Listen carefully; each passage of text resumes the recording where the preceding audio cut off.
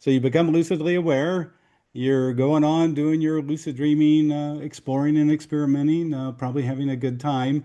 And then after 5 or 6 minutes, suddenly the entire lucid dream just goes black or basically gray. It's kind of normally how I experience it is basically blackness with little sparkles of light, kind of like a old television when you used to turn it to a place where there was no channel coming through. It would just sit there and have this kind of phosphorescent sparkling and blackness. So that's what most of us call the void or the gray state. Now, here's what I've discovered is that oftentimes when it happens for the first time, you're kind of bored, can't figure out what's going on. A lot of times when it first happened to me, I just told myself to wake up and I'd wake up. But then I began to wonder about it, and this is what I'd do. I would find myself suddenly in the void, seeing the sparkling blackness. And sometimes, even though I really couldn't see myself in the void, I would reach out and grab my other hand or my wrist just to have that kind of sensation that, oh yeah, something's here. I'm still here. And I would sit there and just wait. I would wait it out.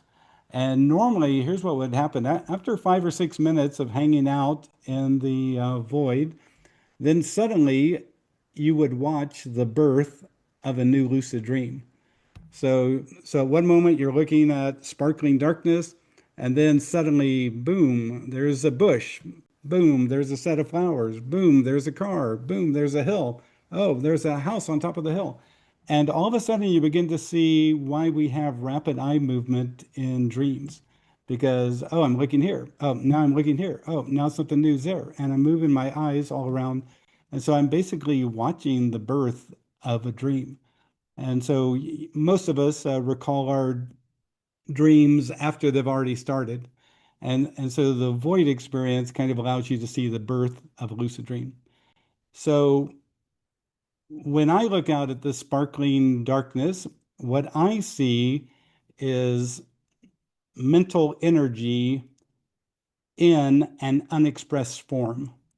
So kind of mental energy at rest. Or you could say it's kind of like the hallway between dreams. You step out of the dream, boom, there you're in the hallway of mental energy. And then if you wait in the hallway long enough, then boom, you enter a new dream and start to see that mental energy get expressed into various symbols and all.